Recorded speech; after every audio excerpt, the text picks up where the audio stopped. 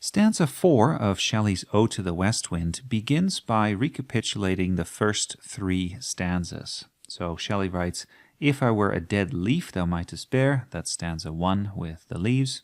"If I were a swift cloud to fly with thee," in stanza 2 he describes the effect of the wind on the clouds, "or a wave to pant beneath thy power," and sonnet 3 talks about the Atlantic and the Mediterranean. Now some critics feel that there's a kind of progression here. So the critic Eric Wasserman writes, "The leaves are borne by the wind, the cloud flies with it, the wave pants beneath the wind's power as though sympathetically adapting itself to it." And the idea then is that the poet is gradually more active. I can sort of see that as we move from the leaf that is borne by the wind, very passively, to a cloud that's actively flying with the wind. But then the last line, panting beneath the power of the wind, I don't know how active that is. It seems to kind of go back a step again. So the idea of sympathy here I think is important. We talked about that in our previous video, but I'm not quite so sure that there's a progression here in terms of how active the poet is. What I will say is that there is a kind of crescendo here. So we see a few of these moments in this particular sonnet where there's a build-up. You can see that later as well, where he says, "Oh, lift me as a wave, a leaf, a cloud," right? There is this sense of building up to some kind of high, and sometimes musical terms are useful for describing poetry. Shelley goes on in the next section to talk a little bit about his boyhood. So we see this reference to boyhood, and basically he's saying here that when he was a kid, he felt like he could outrace the wind. Maybe you felt like this as a kid, that you are running and you feel as fast as the wind. And so he says, "If even I were as in my boyhood and could be the comrade of thy wanderings over heaven, as then when to outstrip thy skyey speed scarce seemed a vision." So didn't seem hard to imagine at the time that I could outstrip, outspeed basically your speed in the sky. And the notion of being a comrade is important here because that suggests an equality. This is a race. This is an epic kind of struggle. And we know that these things tend to be sublime, right? Shelley is often thinking back to epic poetry. So in this competition with the wind, when he was a kid, his imagination allowed him to feel that he was going to be successful and he was going to be the victor. But now, of course, he is very much struggling. And we see that here with this reference to strength at first. He himself does not have strength. And later he says, "I have sore need," right? I didn't have to strive with you if I didn't have this sore need now. And finally he says, "I fall upon the thorns of life, I bleed," which might make us think of Jesus Christ with his passion and his wearing of a crown of thorns. By the way, the word strength might also remind us of the Bible, because in the Old Testament we have different psalms that talk about how God is the poet's strength, and the poet needs this strength to inspire him. Harold Bloom also notes that in the Song of Deborah in Judges 5, the poet refers to strength as well and uses it to urge himself on, which suggests that in epic poetry, to really express this sense of inadequacy, this sense of the limits of one's poetic powers, one kind of encourages oneself. So the Song of Deborah has this line in the American Jewish version, "Oh, my soul, tread them down with strength." In other words, come on, my soul, keep going with this poem. Show what you're made of. So I think these biblical references are kind of useful here to point out that Shelley is well aware of the tradition of the ode and what is part of it, and he is asking the wind to inspire him in a similar way that the psalmist might ask for God to be his strength. As an aside, I should point out that it's very tempting for us to think that Shelley, as an atheist, doesn't really see the wind as divine, but we have to be a little bit careful with this. So the critic Frederick Pottle, for instance, has seen Shelley as quite a religious and prophetic poet who seriously believed, quote, that there is a spirit in nature, And he also writes, the breath, the spiritus that he invoked was to him as real and awful as the Holy Ghost was to Milton.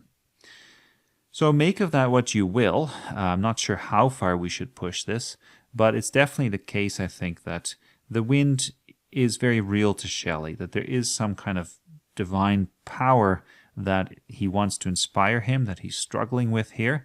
And this sense of struggle, this sense of fighting with something that makes it so epic, then also comes through in his prayer, right? He says, I would never have striven. So striving is part of this epic attempt to equal the wind, to find himself. And what we see then is that on the one hand, he is down in the dumps. He's dealing with depression, melancholy, who knows what. He's suffering, whatever these thorns of life are, but he's also fighting very hard to come out of this. And that's important because he can't just rely on the wind to do all the work for him. As we said in our previous lesson, he has to also be active himself. I'd like to point out here that Harold Bloom, whom we mentioned before, believes that in this sonnet, Shelley is quite passive, whereas in the last sonnet, he is much more active. He finally finds a solution. And I think some of that is true, but I think Bloom really creates almost too much of a contrast. So Harold Bloom, using the work of the German writer, the Jewish writer Martin Buber, he says that when the poet falls upon the thorns of life, he has fallen out of thou, right? The sense of nature is divine and thou and fully animate and to be respected and things like that, into it. In other words, at this point, the leaves are just objects. The waves are just objects. Everything is kind of dead. And the only way to come out of this is to make a religious choice to not live in despair, but to have this kind of profound relationship with the wind, and then to use poetry and myth, and through that to rediscover a sense of thou. Now, I do think that Bloom is right that this is the trajectory of the poem, this is the direction we're going in, but I think he creates too much of a contrast between stanza 4 and 5, because as I tried to show, we do have this emphasis on striving already here, this sense of fighting and showing a sense of spirit, and then also looking back at childhood and seeing what is possible. This brings us then to the final couplet. Here we read, a heavy weight of hours has chained and bowed one too like thee, tameless and swift and proud. These adjectives here, I think, might remind us of Shelley's admiration for Satan in Milton's Paradise Lost, because the attitude here is one of defiance. So Shelley really liked Satan's Milton. He believed that Satan is the real hero of Paradise Lost because he fights against a cruel God in a struggle that he can never totally win, right? So think of that concept of defiance in the middle of the struggle, which is not dissimilar to what we see in this poem as well. And then these adjectives like tameless and proud, they seem to fit Satan in that poem as well. Well, at least according to those who think that Satan is the real hero, and there's some dispute about that. Now, if you look at the last line, we haven't talked too much about scansion in this poem, and Shelley often breaks the kind of iambic rhythm of pa-pom, pa-pom, pa-pom that we typically find in a sonnet. And here as well, we read, one too like thee, tameless and swift and proud, right? I've put the stresses here. You can see that there are these two stresses in a row here where Shelley inverts the iamb. He kind of does it backwards, turns it into a trochee. And the result is that we have this resistance between these two syllables. So one too like thee, tameless and swift and proud. And you can see the sense of the unruly, tameless part of his personality here. I'm not going to fit into a regular pattern. I'm going to do something more dramatic. And I would say this is quite typical of this poem, which often breaks out of fairly regular rhythms. So hopefully that helps a little bit with making sense of the fourth sonnet It's a beautiful sonnet. This is what we call the antistrophe. So this is the second part of the ode, and then we're going to see the epode, the conclusion, the synthesis in the final sonnet.